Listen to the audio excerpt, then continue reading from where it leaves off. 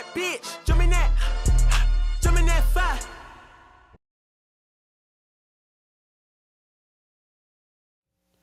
Welcome back. Today we're going to be talking about how jealousy can aid you in your love magic, especially if you have intranquil work. Before I get into this video, I want to say, if you notice this right here on my eyebrow, you didn't notice it. All right. I don't want to talk about it. I don't want to talk about it. But anyway, so as you saw in the screenshot, I have a client whose target has absolutely gone berserk, out here yelling at her, screaming at her, getting mad, getting all woofed up, and asking her for her password to her social media. And mind you, this guy hasn't been giving her the time of day for, I believe she said, like a couple of weeks or whatever. And so she had posted something. I'm not going to get into details of what she posted, but she posted something that he felt seemed as though she was with somebody else. Granted, that was not even what was going on whatsoever, but he took it that way. And I mean, ever since, he's been acting crazy. So what I want to say is, sometimes jealousy can aid you with your work. If you have a target, sometimes you don't even know, because they're not in contact with you, that they're on the brink of breaking. And when you have a target who's on the brink of breaking and they're just sitting there trying their best not to contact you, trying their best to be strong and not give in to the temptation and to the urge and to the spirit that's making them want to contact you, all it takes is one little thing to make that pipe burst, and now they're all over you, stuck on you like glue. So in this situation, this guy most likely was already on the brink of about to contact her, but because of what she posted, it triggered him and got him to contact her and start acting as though he actually cared for her, when before, like I said, he wasn't even giving her the time of day.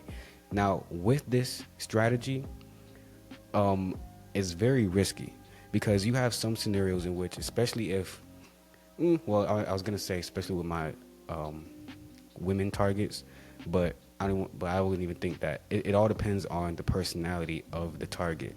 You got some targets in which you try that method, and now you've pushed your process, you pushed your progress months back, all because you made that person mad. Whereas with other targets, by you doing that, you've literally just cut off 3 to 4 months of whatever you might have potentially had to wait, or a couple of weeks of however long you was probably going to wait.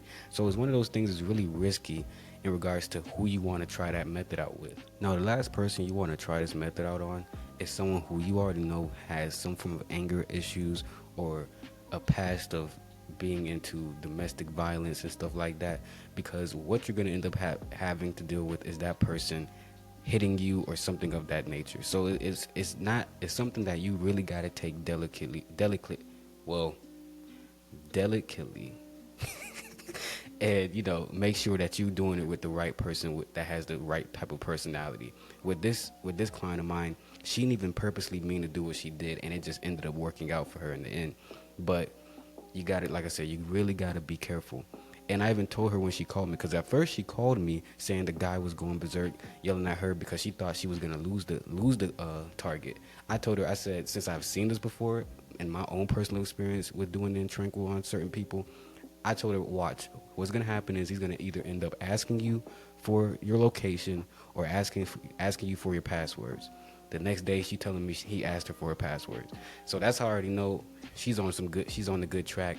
It didn't do anything negative. It actually made it better for her.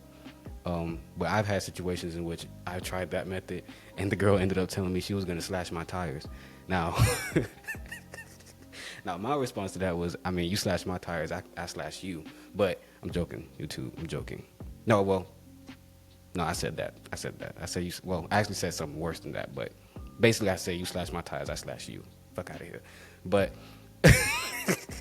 but yeah, so it's certain people you can't really do that with. They get a little too heated, so you can't pull the jealousy card like that. What you must understand with this type of work, love magic and tranquil, whatever, is that it is psychological warfare. Every move you make, everything you say has to be calculated, has to be said at the right time, said in the right way, because these people are under a lot of times they're very emotionally sensitive.